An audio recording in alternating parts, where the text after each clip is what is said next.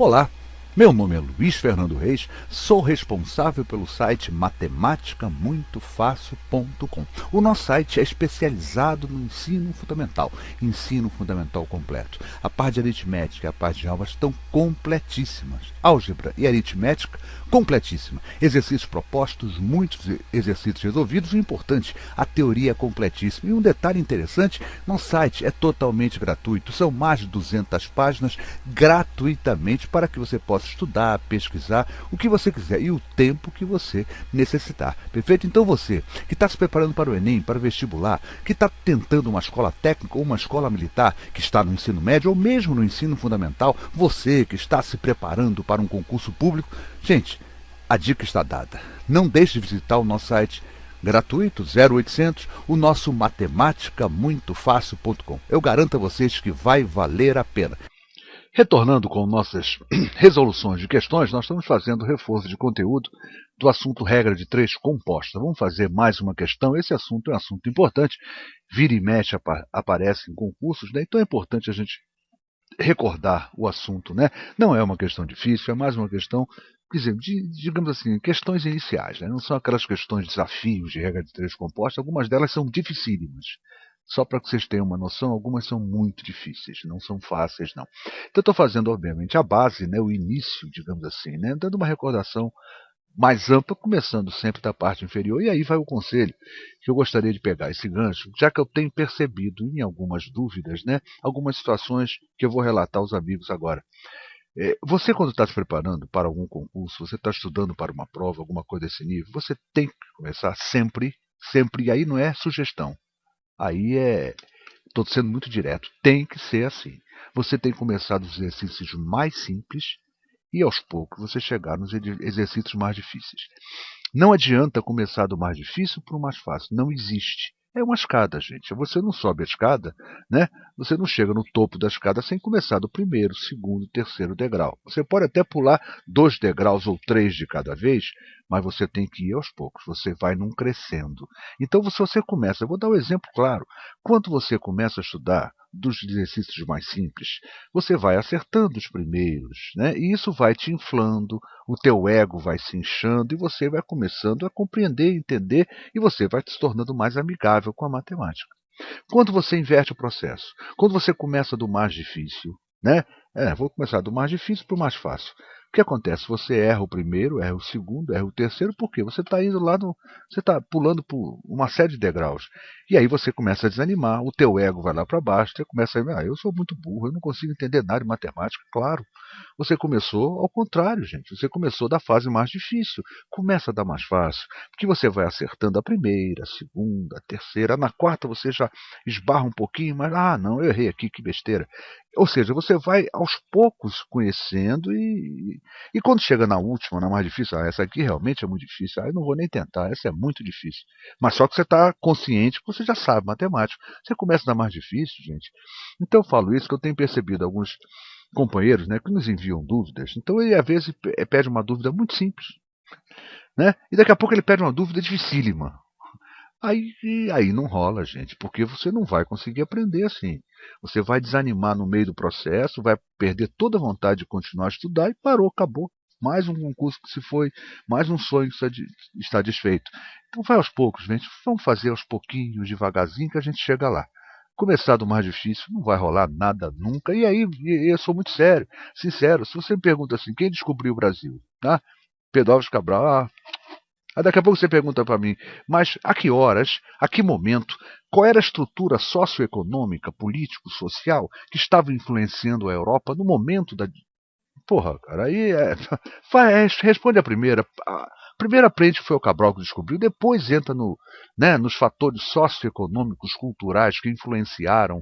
Não, senão fica difícil. Invertendo o processo fica difícil. Vamos fazer que eu já falei demais, né? Vamos lá, diz assim a questão.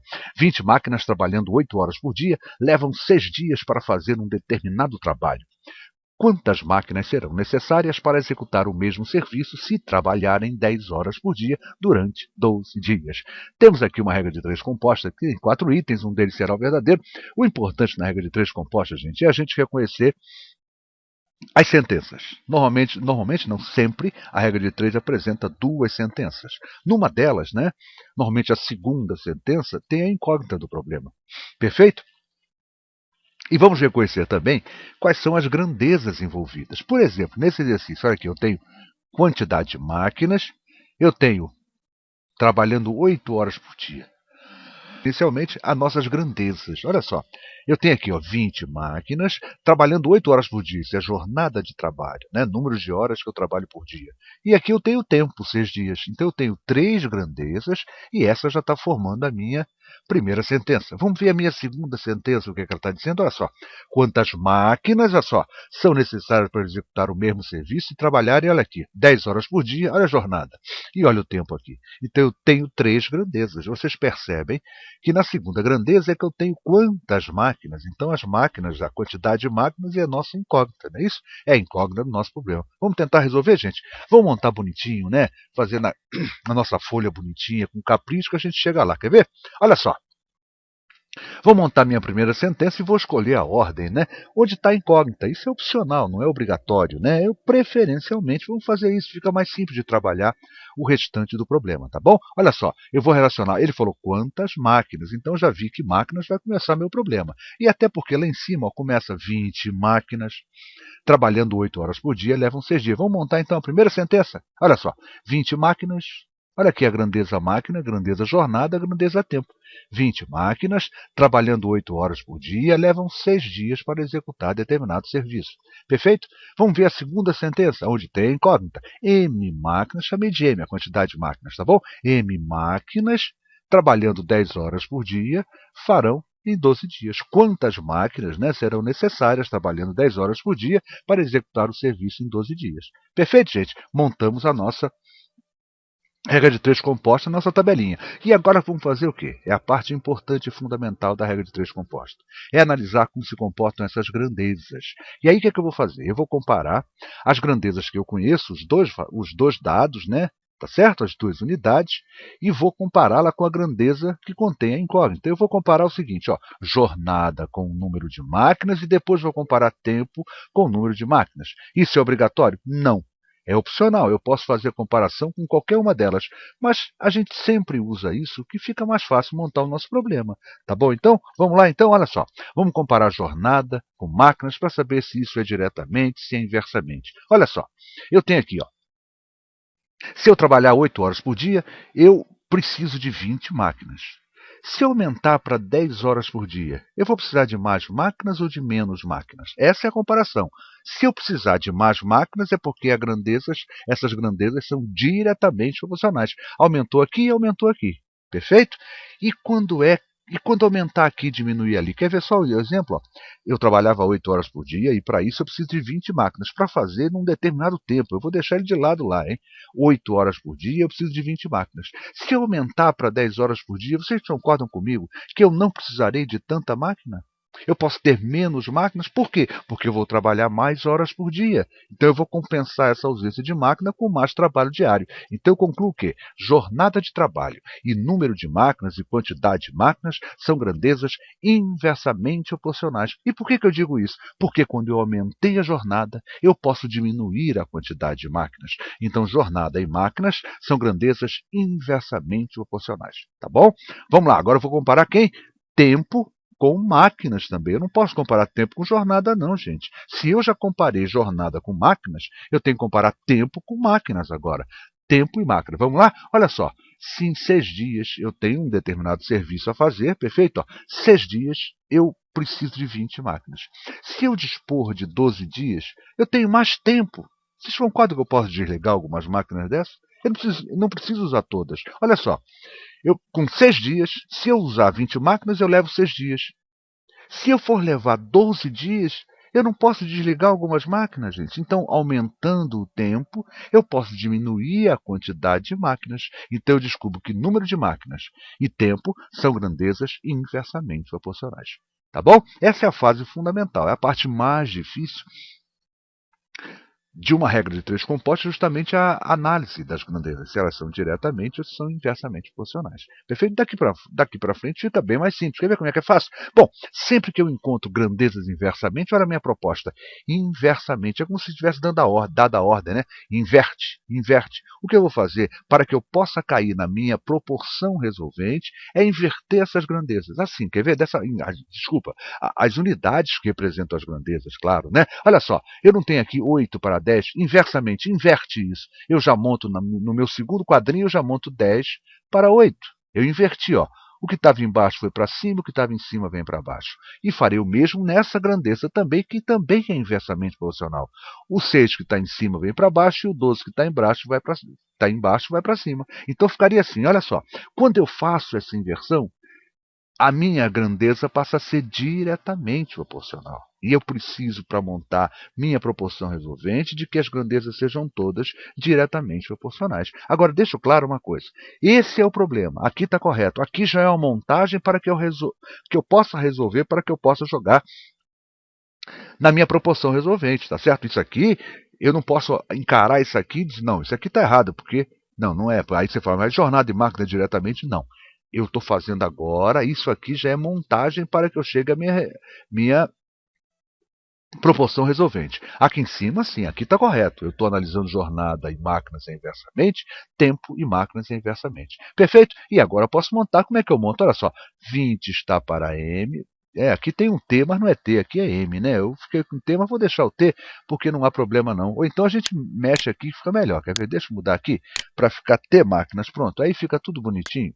Em vez de TM, fica T máquinas para não emendar aqui embaixo, tá bom? Olha só, 20 está para T máquinas agora, já que eu mudei, né? Assim como quem? Olha só, o que está em cima continua em cima, multiplicando. E o que está embaixo continua embaixo, multiplicando também. Olha só, 20 está para T, assim como 10 vezes 12 está para 8 vezes 6, depois que eu promovi a inversão.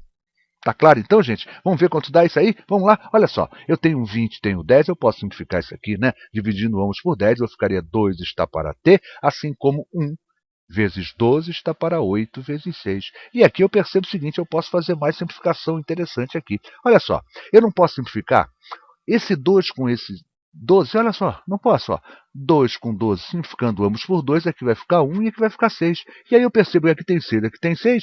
Não é isso, gente? Eu posso simplificar. Fico assim, ó. 1 está para T, assim como 1 vezes 1 que dá 1 está para 8 vezes 1 que dá 8. Ou seja, T vezes 1 dá T, 8 vezes 1 dá 8. 8 máquinas. Eu vou precisar então de quantas? De 8 máquinas. Viu só, gente? Ah lá, eram 20 máquinas. Mas com as novas situações, olha só, eu aumentei a jornada e eu dobrei o tempo. Isso me permitiu fazer o que? Olha lá. A quantidade de máquinas, se eu só dobrei o tempo, a quantidade de máquinas deveria ser 10 máquinas. Mas ainda teve essa mudança aqui. Eu aumentei 2 horas por dia de trabalho e baixou ainda um pouquinho mais. T é igual a 8 máquinas e essa é a nossa resposta correta. Perfeito? 8 máquinas, resposta certa está aqui na letra A, 8 máquinas. Percebam, gente? Perceberam? Não é difícil a gente fazer com calma, com tranquilidade, nem tão pouco, gente. Eu estou explicando a videoaula, então eu levei um tempo muito grande para fazer, né? Porque eu estou explicando passo a passo, calmamente explicando cada passagem e tal. Você, quando está fazendo uma questão dessa numa prova, é lógico que você leva muito menos tempo que eu, gente. Né? Eu estou explicando, não fica preocupado que você vai levar 15 minutos fazendo a questão. Não é isso, é que eu estou explicando passo a passo. E você sozinho, você faz, né? Em 3 minutos você está a tua questão, 3, 4, 5 minutos, vamos dizer assim, né? Está pronto. Perfeito? Quem lhes falou, o professor Luiz Fernando Reis, responsável pelo site matemáticamuitofácil.com. Fica daqui o convite para que os amigos visitem o nosso site. Além desse assunto, regra de três composta, nós temos lá aritmética e álgebra completíssimas, claro, do ensino fundamental. Tá certo? Então você que está se preparando para o Enem, para o vestibular, para um concurso público, gente, a dica está dada. Vale a pena e tem um dado interessante. O nosso site é totalmente gratuito. Você fica livre para estudar o tempo que você necessitar. Gostou da videoaula? Não deixe de se inscrever em nosso canal Matemática Muito Fácil aqui dentro do portal YouTube. Dessa maneira, sempre que eu postar uma nova videoaula e você estiver inscrito em nosso canal e marcado a opção Quero Ser Notificado, o YouTube por e-mail comunicará a cada um dos senhores. Gente, é isso aí. Obrigado pelo carinho, obrigado pela atenção e até a nossa próxima videoaula.